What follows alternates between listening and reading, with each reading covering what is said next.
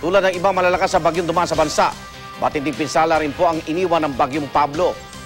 Mahigit 400 buhay ang kinitil nito, ilang daan pa rin po ang hanggang ngayon hindi matagpuan. Narito ang report. Ika-4 ng Disyembre na maglandfall ang bagyong Pablo sa ilang panig ng Davao Region. Mula Davao Oriental, Compostela Valley Province, Davao del Norte hanggang Surigao del Sur, pare-parehong senaryo makikita. Gumuhong mga lupa, sirang mga bahay, bumagsak na mga puno, kalsada at tanimang naging putikan, o di kaya nagbistulang ilog.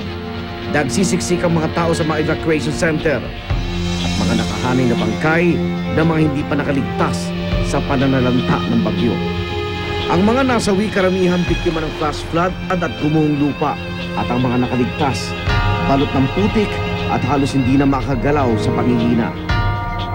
Ang ilan sa mga namatay mula sa Barangay Andap, ililikas na sana sa mga evacuation center madaling araw noong December 4. Pero ang pupuntahan sana nilang gusali, health center at barangay hall, tinamaan ng baha na rumagasa mula sa kabundukan.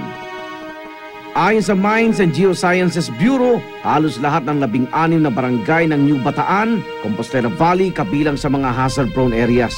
Ibig sabihin, high risk ito sa pagbaha at landslide.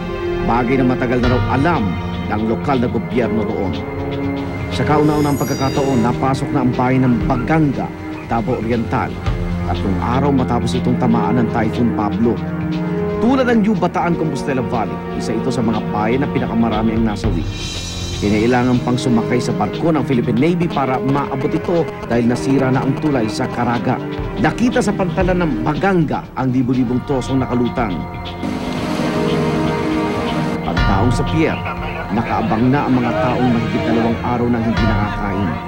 Lahat ng kanilang pagkain, bahay at kabuhayan, winasak ng bagyo. Sa tala ng PDRRMC, mahigit 100 ang namatay sa Baganga. Karamihan inilibing na kaagad ng kanilang mga pamilya.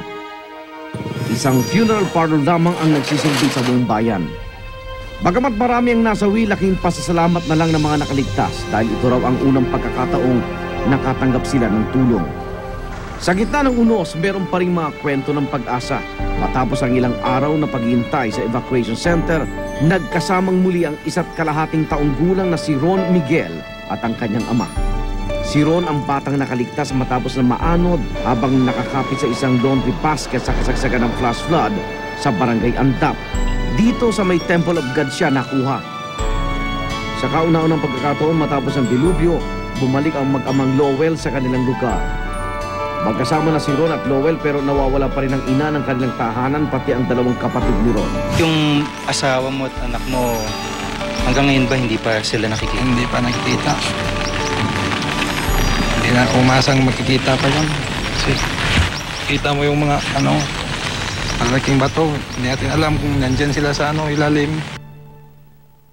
Sa General Santos City naman, pinaghahanap ng Philippine Navy at Philippine Coast Guard ang 18 fishing vessel na pumalaot mula sa Jensan. 100 at 17 tripulante ang sakay ng mga bangka. Ay sa Coast Guard, pumalaot ang mga mangingisda bago pa manalas ang bagyong Pablo. At noong Lunes ng hapon, nawalan na raw ng contact ang PCG sa mga mangingisda. Labis ngayon ang pag-alala ng kanilang mga kaanak. Ang uban mo ingon nga lunod jud wa na missing na. Nya, ang uban pod ni mo ingon nga naana daw sila sa daplin. Asa man gyud mi mo tuo ani? Nagikan pa atong kuan. Lunes mi nilakay hangtod karon na. Di na gyud mi ani kuan, perti na gyud namo kagul ani.